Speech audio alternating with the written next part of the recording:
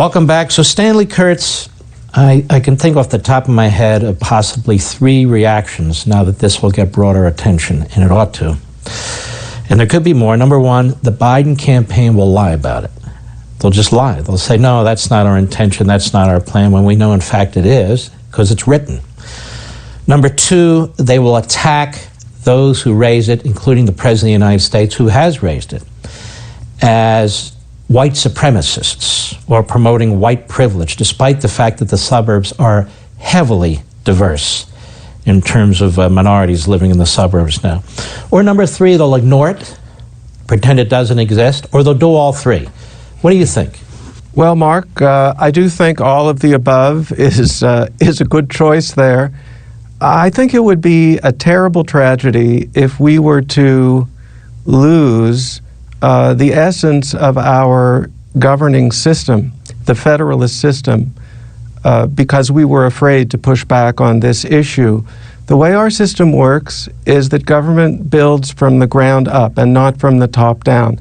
That's been the case since the Pilgrims, since the New England town meeting, and right to the contemporary township.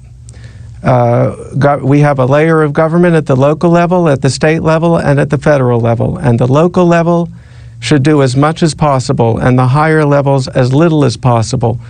AFFH is a complete reversal of all that. It is a takeover of and really destruction of the local level by the federal level. We can't let ourselves surrender that because of false charges of racism. That's not what's at stake here. That's being used as a cover for a power grab by people who think they know how we ought to live. And I think the way to deal with this, because you're right, they don't want to talk about it, is for President Trump, who has already done tremendous work by eliminating this rule. But I think he needs to make a speech. He needs to run ads, but especially a speech that really explains some of the things we're talking about, so that his opponent is forced to deal with the reality of AFFH. They may scream and yell and attack, but the more attention that goes to this issue, the more Americans will see what is actually in AFFH. And I don't believe that Biden's plans can survive the scrutiny of Americans. So they'll try to keep it quiet, but it's every day that passes by, it becomes harder and harder to divert public attention from the reality of AFFH. You know, Stanley Kurtz, I agree with that. But last time I checked, there's over 50 members of the United States Senate who are Republican. There are almost 200 members of the House of Representatives who are Republican, and I haven't heard a single one of them in any prominent way or consistent way talk about this. I haven't heard a single one of them talk about promoting legislation or an amendment to legislation to prevent this from happening from a regulatory point of view.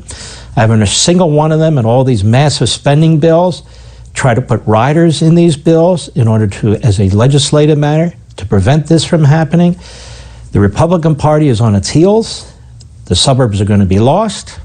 The country's going to be lost.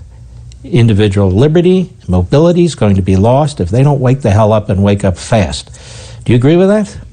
I'll be just a little bit more optimistic, Mark, because there was an effort under Obama by Congress to defund AFFH. It was led by Representative Paul Gosar in the House. It actually passed with almost every Republican voting for it in the House. In the Senate, the Republicans split. When was that? When was that? That was during the Obama administration. That was shortly. I don't hear anything during the Trump administration. Has anybody introduced anything? They need to speak up about it now, and you may well be right that they'll be scared off. They shouldn't be. They need to step up to the plate, but they've done it before, and they should know that they can do it again. And I believe that they're going to be congressional candidates running in the suburbs who will take this issue seriously and who ought to. Well, Stanley, you've done a great service to your nation. I think you're exactly right. You have now put it on the national agenda, and we need to fight this like we need to fight so many other things. I want to thank you, Stanley Kurtz. Be well. Thank you, Mark. We'll be right back.